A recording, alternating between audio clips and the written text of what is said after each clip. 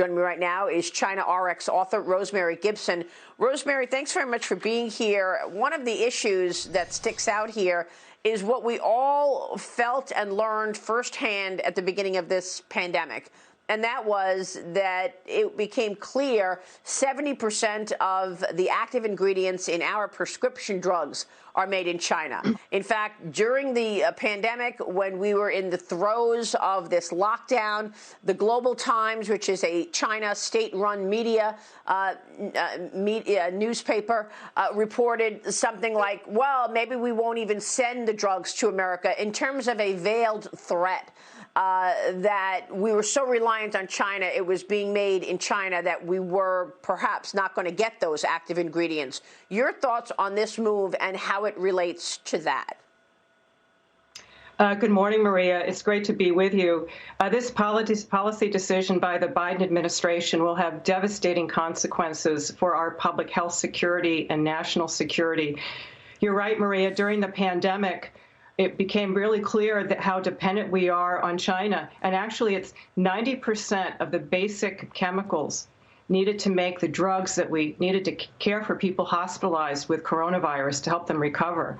And these are the drugs used in ICUs every day, even in the best of times, that we're dependent on China for that. Not just us, but the whole world. And we had 100 countries affected by COVID who were all competing for the same supply chain. And so it became clear that we needed, as a matter of public health security, that we had to have some degree of domestic manufacturing capability for these essential drugs. You know, how do you replenish a strategic national stockpile in the middle of a pandemic? You're not going to get it from other countries. 70 countries banned exports, including WTO members in Europe. So we have to have some domestic manufacturing. The Trump administration came out with an executive order, said, well, let's try to rebuild some of our manufacturing base, and let's use our taxpayer dollars through the DOD buys drugs, the VA buys drugs, so does the stockpile. Let's use that money to rebuild our industrial base here. And by the way, we'll create a lot of jobs. But of course, WTO gets involved in the government procurement agreement. And so the Trump administration said, this is so important that we need to exempt these basic drugs, essential drugs, from the GPA for our national security. And when the Biden administration came in, they proceeded on the same track with this policy. It was great. And even as last month, the administration was saying this is good for America, would bring back jobs. But here, just this week, we see this dramatic turnaround, and it really will have devastating consequences for our national security and health security. I don't understand why. I don't understand why the administration would overturn this. I mean, earlier this month, manufacturers, including 3M, AmerisourceBergen, DuPont, met at the White House alongside lobbyists and trade groups to discuss shoring up the national stockpile of pharmaceuticals.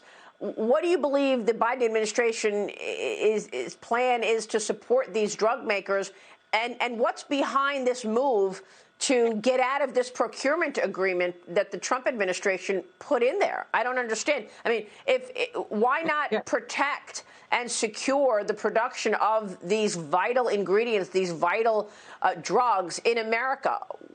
Why would you get out of that plan? I don't get it. The reason, Maria, is that a lot of special interests that were at that meeting on April 5th have made a lot of money by outsourcing jobs and our health security to China. They make more money on the margin when they can can buy cheap from China. That's how we got so dependent. But this group that was advising the White House, this is the group that has really decimated our global supply chain and our ability to have drugs when we need it. Even before the pandemic, Maria, we had hundreds of drugs in shortage. Right before the shutdown, I was visiting a hospital in a major city, and there was a pharmacist there. She's volunteered on the local ambulance service.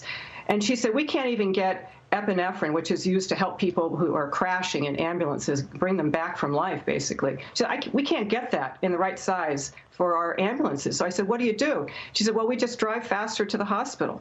This has been going on for years, and it's that same group that was advising the Biden administration. This isn't about improving the stockpile. We need to improve manufacturing. You know, what do you do when the stockpile runs out? We have to be able to produce these basic products here for life. It makes no sense whatsoever. Of course, of course. I mean, it's such an obvious issue.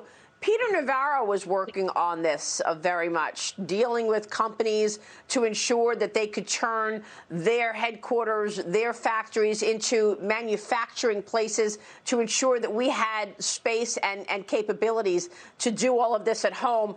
James Freeman, you and I wrote a book about this. We discussed this in our book, which was published last year, The Cost: Trump, China, and American Revival. Your thoughts on this policy of the Biden administration to pull out of this procurement agreement, where we were actually trying to secure the production of these goods in America?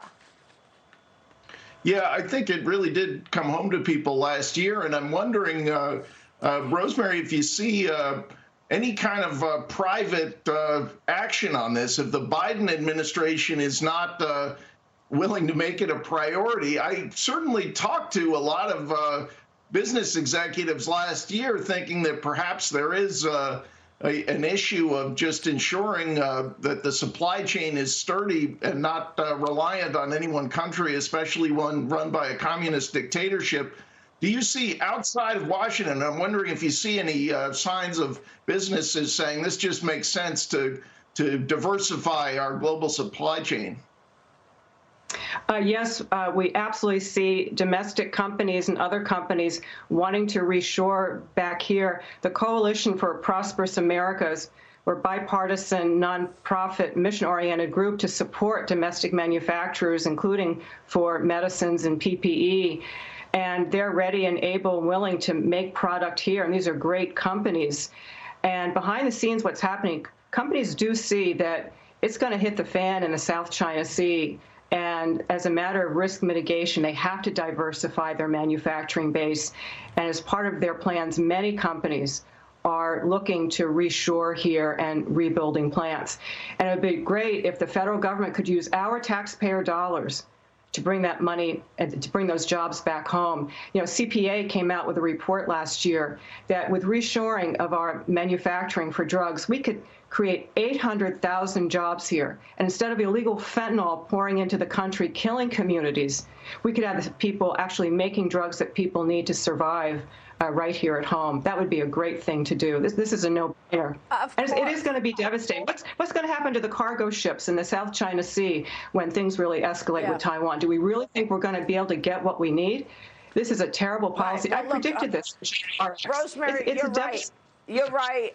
At the beginning of the pandemic, it was March of 2020, I got a call from one of my hospital sources, and he told me we were waiting on PPE. We were waiting on the protective agreement. It was on boats ready to come. It was in the water at sea, and those boats were told to turn around, come back. We need that PPE for China. And I reported that at the time, but you're right. There's a whole lot of bullying going on in the South China Sea and by the Communist Party. So, Rosemary, this is a super important issue. Thanks very much for weighing in on it. Rosemary Gibson joining us there. We'll keep a spotlight on it. We'll be right back.